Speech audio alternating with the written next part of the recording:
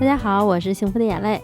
为了消耗我家里的蛋黄，我研究了这个软到姥姥家的枕头型小排包，我给它起名叫维生素面包，因为我就是照着我小时候吃的维生素面包那个样子做的。胡萝卜里含有丰富的维生素 A 和 B， 用胡萝卜泥代替维生素加进去揉面，还添加了叶种、蛋黄、蜂蜜，这些都是天然的改良剂，可以使面包变得特别松软。造型本来我是想做成一个一个的小吐司，但是没有合适的吐司盒，我就改成这种枕头样子的小排包了。烤完以后撕开，一个一个的包起来，也很像小吐司。先来做叶种，也是波兰种，水里面加入酵母，再加入面粉，给它们搅拌均匀。拌匀以后放到冰箱里发酵一晚上。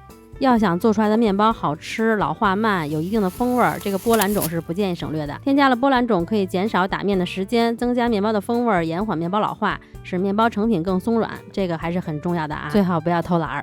发到它表面有很多小泡泡，里边都是蜂窝就可以了。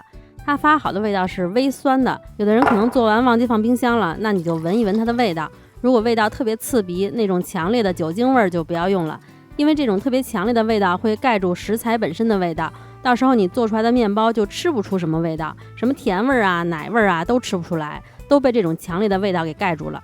胡萝卜加水打成胡萝卜泥，冷冻的黄油丁先和面粉混合，搓成细沙状。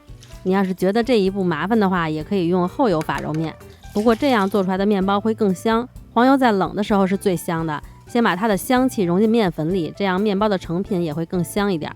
然后就把所有材料都放在一起揉面就可以了。这配方里还有一个胡萝卜泥之外的水20到40克，根据自己面粉的实际情况添加。刚开始厨师机先用3档揉，揉到看不到干粉了就转5档揉。这个面团因为是先加的黄油，所以揉面的时间会久一点。不过好在这属于甜面包，不是吐司，最后的面温控制不超过28度就行了。最后就揉到一个破洞比较光滑的膜就好了。9分筋，有少量的锯齿也可以。然后就给面团滚圆发酵，给你们看看我这个面温。现在北京室内没有暖气了，温度比较低，还挺适合揉面的。广东的朋友们不要太羡慕我，嘿嘿。发酵就放在不要超过28度的环境里发，湿度在70%到80%左右就行。发到2倍大，按下有轻微回弹或者不回弹，然后就给它分割成8份，把面团都滚圆。这个滚圆就是把光滑的那面对折，包住0、7、8寸的小面团，滚一滚，滚到表面光滑就好了。滚圆的时间能短就短，手尽量减少接触面团的时间。我这个面比较粘手，手上沾点干面粉就好了。全部滚圆好以后，就盖上松弛20到30分钟，然后就可以整形了。面团上薄薄撒一层面粉，然后把面团擀开。这个整形还是挺简单的，跟做那个排包是一样的。还掉边上的气泡。翻面，如果它粘在桌子上，就用刮板刮一下，把底边拉宽，上面整理一下，给它整理成一个梯形，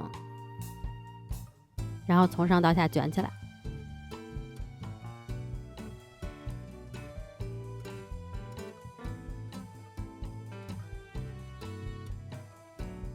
接缝处稍微捏一捏，然后把接缝压在下边。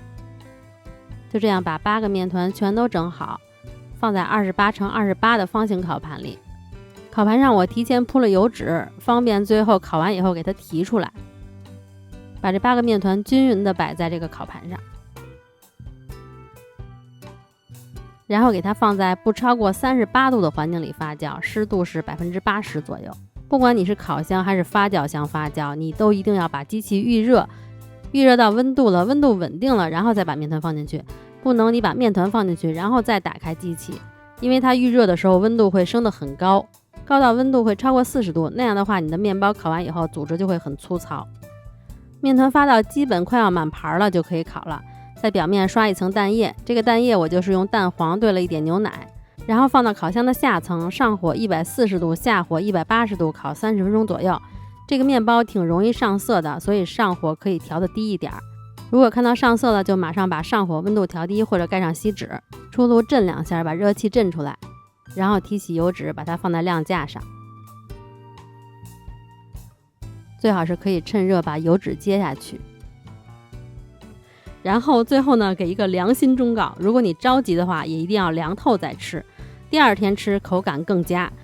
经过一夜的沉淀，所有食材的味道都能融合得很好，会更好吃。一般刚烤完面包的皮都是比较硬的，这个一出炉就是软的，它的拉丝效果也很好。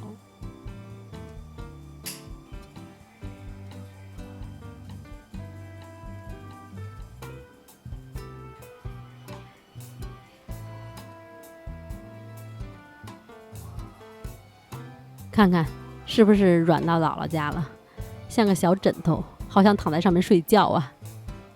真的非常松软好吃，还是挺有维生素风味的。